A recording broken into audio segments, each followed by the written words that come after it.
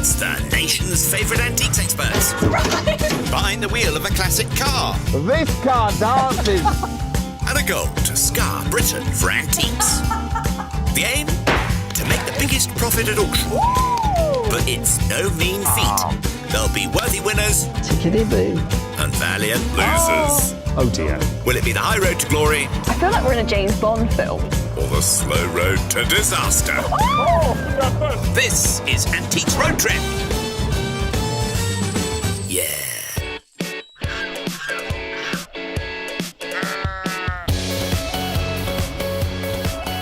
Greetings from the Garden of England. We're in Kent. Mark, I like your bow tie. Thank you so much. Bow ties are cool. Well, I rather like your dungarees, to be honest. Oh, thank you. My dad wore a bow tie to work every day, so I feel a little bit like I'm sat with my dad. A little bit. Go, Daddy Balmer. Well turned out and back on the road. It's Derby's own auctioneer and jewellery whiz Izzy Balmer with design buff buddy Mark Hill in their bright red 1972 Opel Manta A. For this, their penultimate leg. I nearly bought some dungarees, but except my dungarees were shorts dungarees. And I put them on and came out of changing room, and my partner burst out laughing and said I look like a big baby. So I have dungaree envy. Oh, I'll never look at rompers the same way again. Last time out, amid antics, it's gotta be done. Wow. Mark scooped up some glorious glass. I'm in love with it. Izzy took a break from buying Shelley china Oh, I've got not got enough hands. and snapped up some Bakelite beads instead. At £200, 220 bid. They struck gold at auction. Fair warn then at 260. Nudging her into the lead with 2 wins to 1 in their best-of-5 battle. Well done, bravo. Thank you, thank you. I'm about to say encore, but I don't want an encore. Oh, yes, I'd quite like an encore. I bet you would. Congratulations, with a twist! Since setting off in the northeast, it's been coastal capers all the way, through Lincolnshire, then Norfolk, now a seaside spin around Kent, before coming to a halt in Sussex. This is a sort of seaside antique road trip, isn't it? Oh, I do like to be beside the seaside. Oh, I do like to be beside the sea. That's the spirit, Mark. On this trip, they're making their way towards the village of Appledore. To get there, they'll take a scenic meander along the coast, starting in sunny Margate. Perched on the Isle of Thanet, this quintessential seaside resort is where deck chairs and donkey rides first trotted into holiday tradition. Izzy and Mark's first port of call is R.G. Scott's Furniture Mart. Come on, Trouble. A bit of a legend in road trip folklore, this one. An iceworks in the 1930s. Today, it's a treasure trove of vintage, salvage, and all things heritage, spread across 3 jam-packed floors. Armed with a fresh £200 each, it's time to rummage, rootle, and have a jolly good rake around. I should stop shopping for myself. This is terrible. I do not need another pin. I do not need another pin. For a man of style, it's all in the finishing touches. I do love a bit of bonkers, and this certainly qualifies as bonkers. A sort of shop display piece for, I'm guessing, sort of sewing shop. You've got little sort of spools of thread, you've got needles, you've got lace. So I would love this to date from sort of the late 19th or even the early 20th century. But I just think this is actually a late 20th century piece, and it's trying to look a lot older. If it was older, I would have snapped this up, but I'm afraid a stitch in time saves 9. This ain't going to be mine. Certainly not this time. Neatly rhymed. On he goes. Meanwhile, Izzy's busy stitching together plans of her own. Thimbles, not for me. I am forever drawn to novelty items. It is a bookmarker or a place marker. Now, what I was hoping for, 1, silver hallmarks, and 2, the name Asprey & Co, and it has neither. It does have Made in England, and we have got a patent number here, which was originally awarded to Asprey, and these were made in silver. They were sort of the period of George V, so sort of early 20th century, and this is it's either chrome-plated or stainless steel, and not in silver. So, how does it work? this open end, clippy end, you clip onto the edge of your book, and then you just put this little pointy end in your page. Ingenious, Izzy. What every good read deserves. And then you open it up and there it is on your page. Do you know what? It's £5. £5. It's a no-brainer. Take you with me. Thank you very much. The perfect companion to a page turner. Mark. This would be the best place for a game of hide and seek. Oh, it so would. Let's do this. Do you want to hide and I'll count? Okay, close your eyes and your hands. 1, 2, 3, It's antiques and antics today. 6, 7, 8, I hope she's not counting to 100. 10. Ready or not, here I come. Not sure Mark's quite got the hang of the hide part. This is brilliant. Did I fool you? I'd have you on my wall. Thank you, dear. A picture-perfect hiding spot. Right, back to business, you two. For past jewellery, I have to have a look. Can't not look. Oh, you are lovely. Victorian is a brooch, and you've got this beautiful, these different agates and jaspers set in here. It is really pretty. Oh, that's a shame. It would have had a little loop there. It's broken, it's snapped off. What else have we got? All sorts of beaded silvery bits. What are you? You are a little tie pin, modelled as a little safety pin. I'm wondering if this might be gold, but it's not hallmarked. Now, I can't see any signs of wear, so if it were gold plate wear, the gold plate might have worn and rubbed off from wear, so could be worth it. You know, it'd look nice for a gentleman to just hold his tie together, or on a cravat. Could be worth a little punt for a tenner. Perfect for a certain stylish someone. But first, a chinwag with owner Ron. Hello, Ron. Hi, Izzy. What can I do for you today? Well, 2 of the smallest items in your shop, Ron. All counts. Well, a little tie pin at 10, little bookmarker at 5, I make that 15. 15, You make it 15, we can both count. No need to haggle when the price is right. 10 for the pin and a £5 for the bookmarker. Job done. That leaves Izzy with £185 still to splurge. Thank you. I'll see you soon. All right, thanks very much. Bye. Now, how's our tie-toting gent faring? Fancy a pew, perhaps? It's like being a kid again. Not for the first time today. That's the joy of antiques. That is very unusual, and I haven't seen something quite like that for some time. So what we're looking at is a tiny bedpan. So normally, of course, these would be made in brass or wood, and you'd fill them with hot coals and slide them under the covers to keep you warm and warm up your bed. But this one appears to be made in, Now, we've got silver hallmarks on here. This piece is made of solid silver, and it was produced in Britain. So we've got L&S, and that's for Levi and Salomon, I think, silversmiths in Birmingham, and then a date letter, and I'm guessing that's sort of 1908 and somewhere around there. So we've got a little Edwardian silver novelty bedpan. What on earth is it for? My thoughts exactly. Well, I guess you could put potpourri or something like that in it and sort of maybe have it on your desk or dressing table to waft out a wonderful scent. And £45. I just need to bring that price down in order to give it its best chance. What an absolutely charming little thing. It's quite warmed my heart. Let's see if you can charm Ron to turn down the price. Ron, Ah, hello. yes. How are you? A bit overwhelmed, if I'm all honest. I found one thing that has really warmed the cockles of my heart. Yeah, let's They're have a look. Not quite hot enough yet, and what I'm looking for is a hot deal. Well, I'm afraid you've picked something you're not going to get a hot deal on, because this is a nice little thing. 40 quid off you, but that's the best it's going to get, I'm afraid. £40. That's it. We'll do a deal on that, Thanks very providing much. you can give me some silver polish to clean it up. Yes, Does that I'll sound do like a that deal? with you, no problem. That's £40, leaving Mark with £160 still in his pocket. That's fantastic. Thank you so much, Ron. I'm off to find the polish. Good show, thanks very Take much. care. And off he strides, miniature bedpan in hand in search of his chum, who seems thoroughly revived by the sea air. We should play a game. All the things we can think of about the seaside, and you can't say the same thing twice. Okay. Buckets and spades. Sand, Waves. sea, Bustles. Good one. My turn now. Parasol. water, Sand. Damn. Well, that didn't last long, did it? Okay, sea urchins. Ah! A quick fire round on Bakelite might be safer. Our seaside specialists are scooting across the peninsula where Izzy is being dropped off at Ramsgate. A former bustling Georgian resort, once favoured by Queen Victoria and later a seaside muse for Vincent van Gogh. Someone's singing his praises.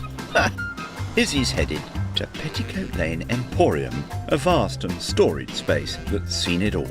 It's been a toolmaker's, a doll factory and even a roller hockey rink. These days, it's 10,000 square feet of collectibles and curios. High roller Izzy's got £185 to splurge. Well, I know what one of these is. Just not one to go under the hammer this time. Oh, this always reminds me of Sweeties because of all these coloured nodules. What this is, it's from the Czech Republic, it's mid-20th century. It's Mitsisov and it's by a designer called František Zemek. And the range, which comprises similar items made of colourless glass with these coloured nodules, the range is the Rhapsody range. František Zemek was chief designer at the Mstišov glasswork in 1950s Czechoslovakia, known for bold form and vibrant colour.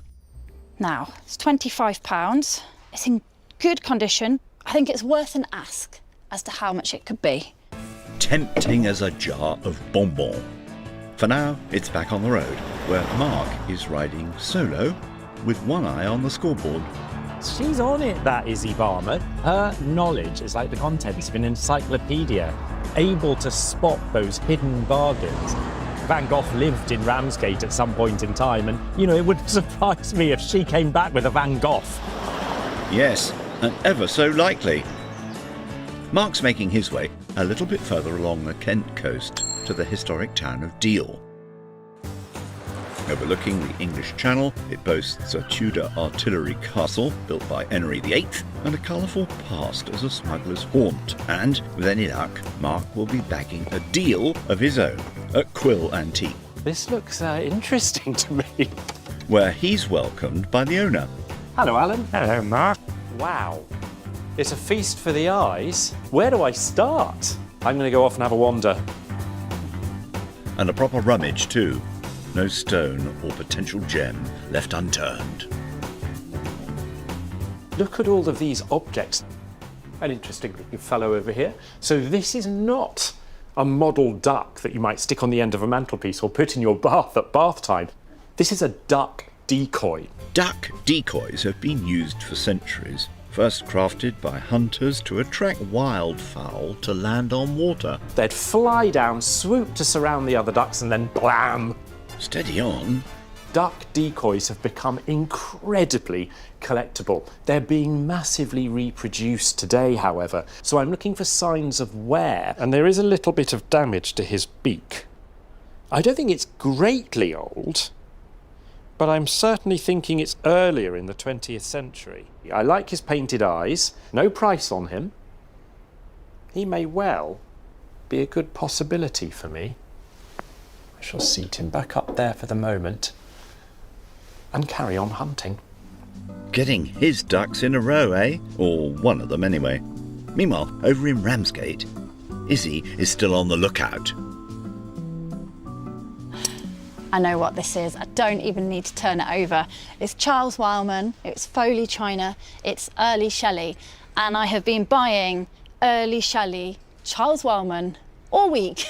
Don't we know it? And they haven't made the money that they should have done. Perhaps this is the third time lucky. There we go. There's the CW for Charles Wildman. £10. It's late 19th century. Now it's a real shame that it is simply the saucer. But you never know, someone might already have the cup, or simply a Charles Wildman collector. Head is saying don't do it, heart is saying do it. So of course I'm gonna do it. Sometimes you gotta follow your heart, eh? Let's see how dealer Lily feels about the price. Hello, Lily. Hiya. I found these two items. Czech glass bowl. That's 25. I've got an early Shelley Charles Wildman saucer, £10. Could I be cheeky and offer you 25 for the two? Yes, you can. Fantastic, thank you very much. Can't argue with that then. £10 for the saucer, 15 for the check, bowl, short, sweet and sorted. Thank you very much. Enjoy the rest of your day. Thank you. See you later. See you later. Leaving Izzy with £160 still in her pocket. Now, how's our wheeler dealer in deal? Oh, now, I'm rather hoping that if I turn this upside down, there'll be a stamped mark on the bottom. I was rather hoping it was a piece of studio pottery, but the label says Chinese bowl with wood glaze. So that's actually kind of interesting to me. The studio pottery movement championed handcrafted ceramics as individual works of art, led by Bernard Leach, often called the father of British studio pottery.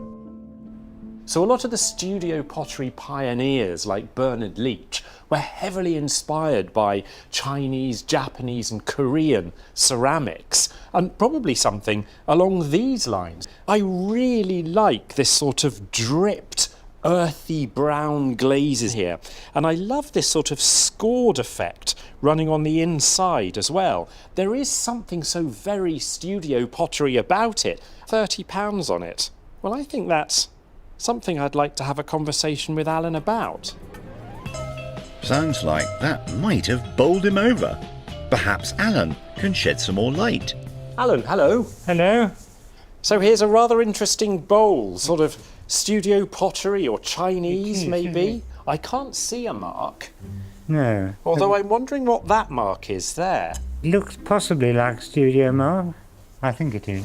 You think it is, but do you know what? I like it. Yes. So whichever one it is, I think I'd still like to buy it That's if the the price best- is right. that's the- So I'm interested in this and then the duck decoy, the painted duck Yes. decoy. Well, I could do £50 for the two. £50 for the two. Yes. Let me shake you by the hand, Alan. Thank you very much. That's 25 for the duck decoy and 25 for the bowl, leaving Mark with £110 still tucked in his waistcoat. I'm going to go collect my duck. If he flies off, we'll have to duck. You've done this before. Thank you. Hey, wasn't that my line? And off Mark flies to reunite with his pal as the day draws to a close. What do you fancy doing tonight, Mark? Deck chair. Watch the sun go down on a deck chair. Oh, is it just the one deck chair? Am I sat on the sand? But if you sit on the sand, you make a little sort of pile with the sand and then stick your bottom in it. So you leave a print of your bottom. Like a Coco de Mer. Beach art with a difference. Nighty-night, you two, honestly.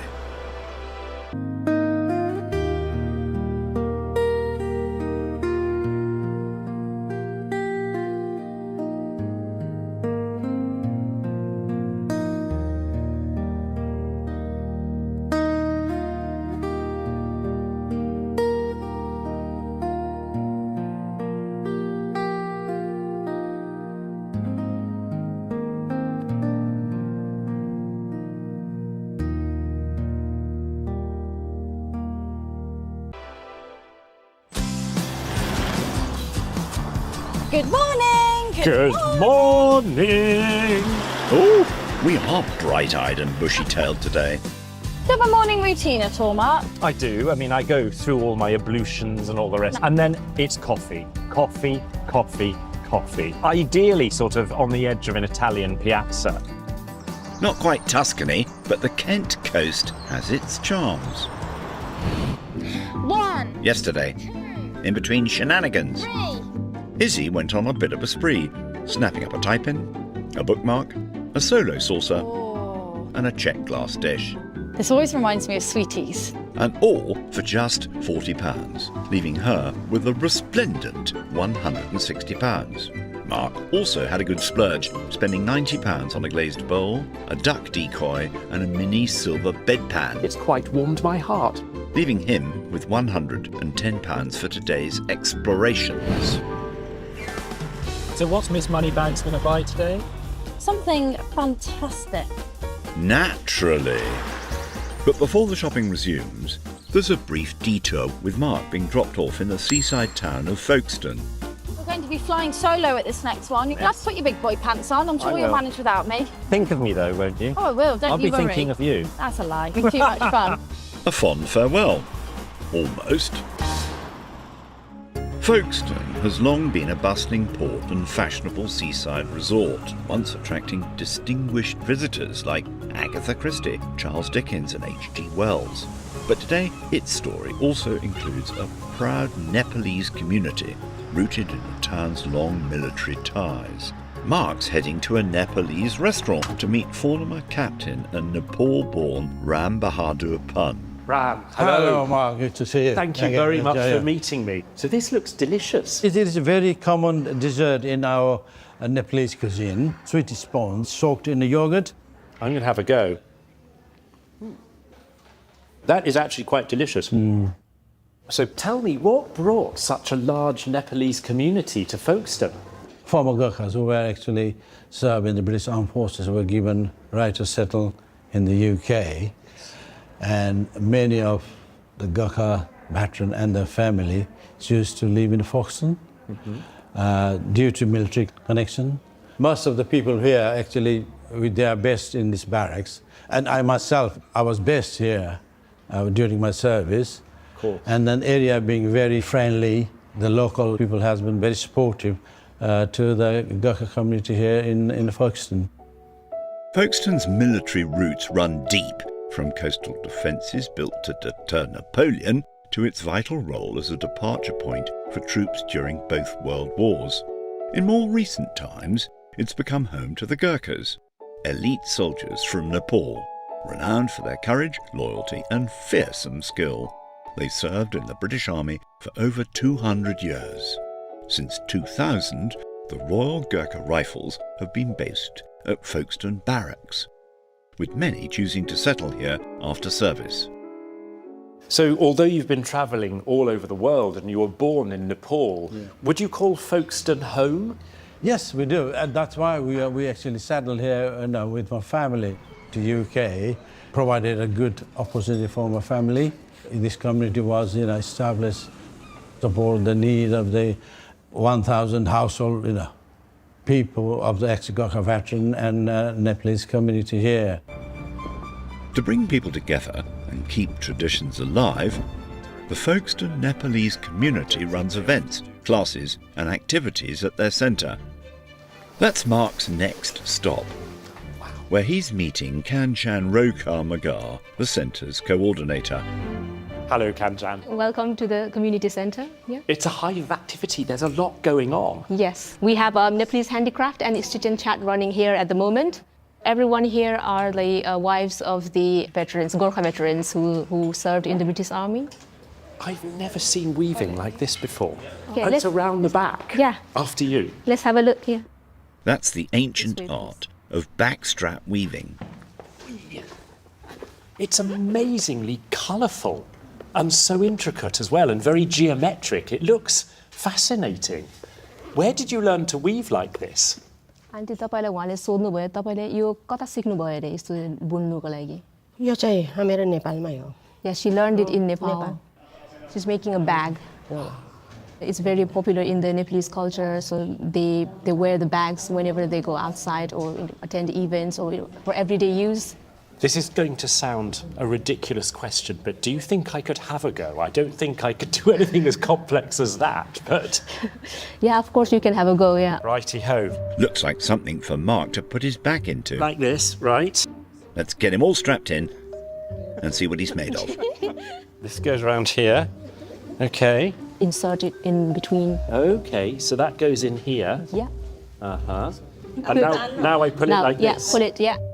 The pattern is supposed to be like the cucumber seeds. I see. Pull, so it's tighter. I see. And now I want to put it through that one. That one. Yeah. Okay, so that goes all the way through here.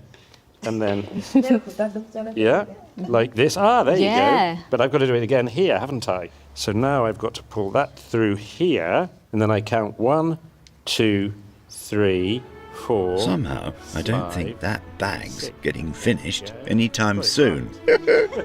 Rooted in history and thriving in the present, the Nepalese community in Folkestone has woven its story into the town's fabric. A close-knit chapter built on pride, friendship and shared traditions that look set to flourish for years to come. Reunited with his chum, Mark wastes no time regaling Izzy with tales of his talents. Look what I made. Look. Wow! Made by my own fair hands. You didn't knit it though, did you? No. I can see you crossing your fingers. I like how it matches the car. And I even learned how to say thank you in Nepalese. Go on then. Dhanyabad. Dhanyabad. Dhanyabad. Dhanyabad. Dhanyabad. Practically fluent. Our multilinguals now turn inland, bound for the village of Chillum, where Mark's being dropped off. He's making a beeline for Bagam Barn Antiques, hoping to bag himself a few treasures. Set in a restored 17th century barn, it's packed to the rafters, quite literally, with possibilities. Wow. And with £110 burning a hole in his pocket, there's plenty of scope to splurge.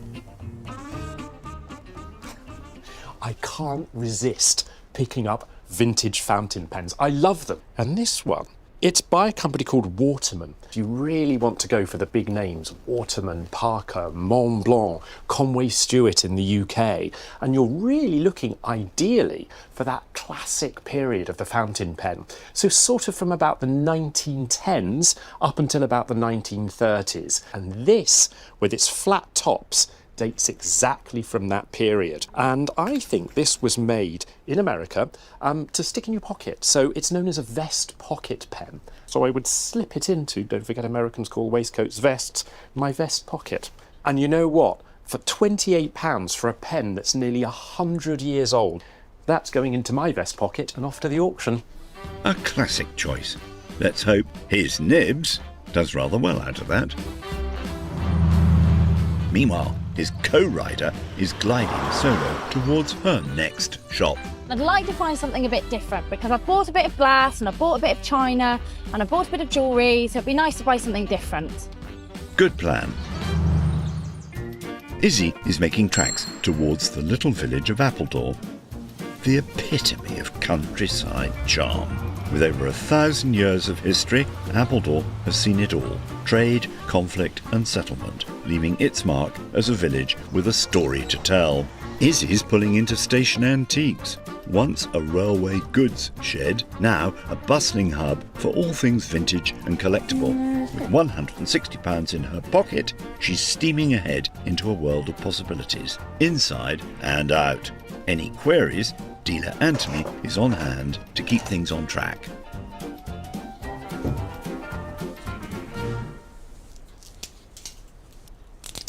Oh, let's put that down. Slightly creaky, dried out handle. It's a French wine bottle holder, circa 1940s. I haven't seen one of this octagonal form before. I quite like it. It's that French shabby chic, isn't it? It's got that je ne sais quoi about it. May we? I love France, the countryside, the cheese, the wine. They've got this sophistication that it's just sometimes I feel that I do not have. Not so. Charm and British chic by the bucket load. It's just so stylish. Now, I can see that we've got a little bit of damage. I think that just adds to its charm. So yes, I'd like to find out how much that is because I could be interested. Charmed by the shabby chic look, let's leave Izzy to her rummagings and pop over to Chillum to see what mischief our man Mark is up to. Drawn to hiding again, I see. Ted looks impressed. It's not the sort of thing I usually go for at all. Sort of cutesy, dare I even say, kitschy figurines of young children. But there's something about the look of this one that reminds me of an early 20th century illustrator of sort of comic books, magazines, called Mabel Lucy Atwell. Mabel Lucy Atwell was best known for her illustrations of cherubic children in books and prints, images so beloved they soon adorned ceramics too. And they've always got these sort of round faces, often rosy cheeks, and little socks that sort of have fallen down a little bit. I want to take a look at her because Mabel Lucy Atwell licensed Shelley to produce a range of ceramics, and her figurines of children produced by Shelley are worth an absolute bomb. This one doesn't have the quality of Shelley, but that's rather strange. So it says, registered, applied for. That's actually quite curious. I wonder whether this is some form of early version, or maybe a trial piece produced by another manufacturer. This is £36. It says 1950s, and Atwell was quite popular into the 50s and 60s. And if that link to Atwell is there, 36 quid is a deal. Looks like Mark's fallen for the mysterious figurine. Time to talk shop with the dealer. Colin, hello. Hi, Mark. Amazing selection of stuff. Thank you. I have found two. We have this rather sort of charming little girl here in the style, I hope, of Mabel Lucy Atwell. Yes. And then this pen. So we've got 36 and 28, which is 64. Mm-hmm. What's the very best you could do for me?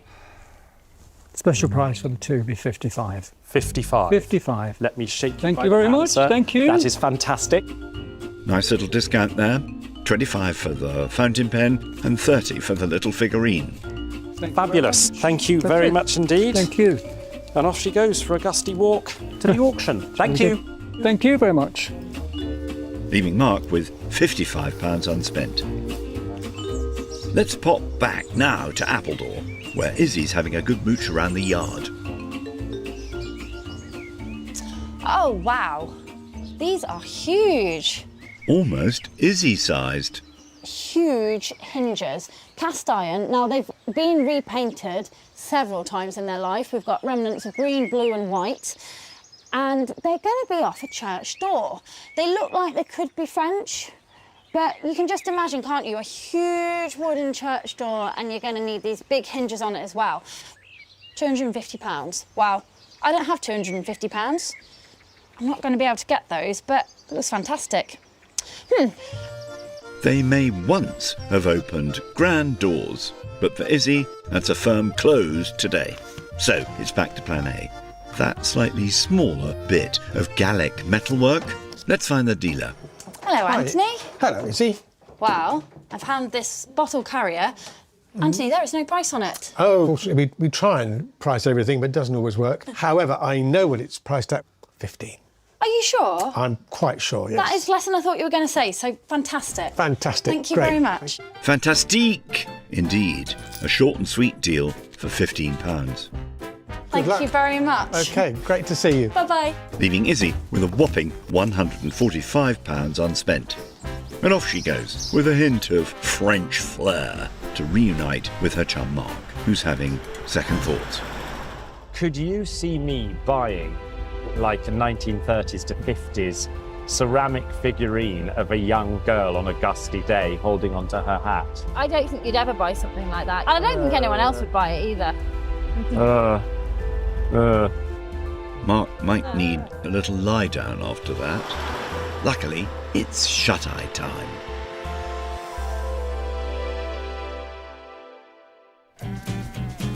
It's the big day, and the sale room beckons for the penultimate battle. Once again, auction day. No. The sun is in the sky. Are the bidders going to be online or in the room? Preferably both. Indeed. After a joyful jaunt along the Kentish coast, our colourful duo has landed at Morley, West Yorkshire. And Morley auctioneers and valuers, where bidders are indeed on the floor, the phone and naturally the far reaches of the internet. I do £60. Today's master of ceremonies is boss Bernie Neal. Sold at 1,200. Izzy's spent just a tiny 55 of her £200 budget on 5 auction lots. Got your eye on anything, Bernie? There's a nice piece of checked glass. It's a lovely design to it. Checked glass and art glass is doing well at the moment. I think that could do quite well at auction. Mark spent a bit more, £145 on his 5 lots. Anything on your radar, Bernie? I like the Waterman's Red Ripple pen, classic 1920s, 30s design. Popular pens at the moment. This one's got a 14-karat gold nib. It should do well. Okie dokie, time to get the gavel rolling, just as soon as our giddy pair find their seats. And there we go. Feeling comfy? Yeah, you? Yeah. Settled in? I think so, yeah. Let's be off then. Izzy's kicking off proceedings with her French bottle carrier. We're in at £20 anyway. At £20 bid, I'd take 2. All wine and milk, 22. 25. At 25 bid, It's I'd take moving, 28. see? It's a £28. Come on. They can't hear you, you know. They're on the internet. And we sell at 28. I'm pleased with that. Oh, yeah, I would be too. That's it. Carried a profit, and that's the most important thing. Ooh la la, a neat little result to get us started. Where I thought it was never going to be big money. I'm fine with that. Yeah. And so you should be. Mark's debut now, the windswept figurine with a possible porcelain pedigree. He'll be hoping the bidders agree. We have £40 as an opening bid at 45. At 45 bid, at 45 bid. 48, 50 bid. At It's £50 a bid, moving. and I'll take 5. It's online and at £50. All done. Yes. Do you know what makes me feel really happy? It's the fact that somebody else saw what I saw. Yup, a kindred spirit. And off she goes, swept away to her new home. Best hold on to your hat. I hope that that proves to be something connected with Mabel Lucy Atwell. I'll be really happy. Your whole face is alight. The excitement of everything. The glow of treasure hunting, eh? Izzy's turn again. And for the third time, she's bringing out Charles Wildman Foley china. Only this time, it's even more of a gamble. It's just a saucer. No cup, no side plate. So unless someone happens to have the cup and side plate at home, who is going to want a saucer? Cat. You could use it as a little cat dish. Yeah, okay. That's what it that is. makes We're me feel rebranding better. it. Okay. I've got £8 to start. Any advance on £8? We have £10. We have £12. Hey, we but have look, it's an £12 auction, bid. it's I'll take moving. 15 now. Bid me 15. Thank you, you did. 18. Oh, just in time, fantastic. £18. Look, who's got the cup for it then? Nobody? An £18 bid, looking for 20 then. Off it goes. 18. I'm pleased. Bravo. I'm pleased. Pleased to turn a profit. Just not the high result she'd hoped for. Mark's novelty silver miniature bedpan next. Let's hope the bidders don't get cold feet. Weird, I know. But it's got a beautiful turned wooden handle and it's Levi and Salomon. Oh, here goes. Good luck. I'm in at £30. I'll take 32. Is that it? Should be getting more. 32 room. Thank you, sir. Slow. At £32, asking 5. Now, surely worth more than £32. Is that it then? Room bid of £32. Oh, where's your head? Well, that didn't pan out quite the way he'd hoped. That was so short and sweet. Barely started before it finished. The world of miniatures, eh? Let's move on to Izzy's tie-pin. Tiny, shiny, and quite possibly gold. Start me at £30, please. Please. Cheap enough. It's 1.38 grand. Please. Start me at 25 then. Should be hands up at £25. Come on. Can I put my hand up? No, that's may. banned.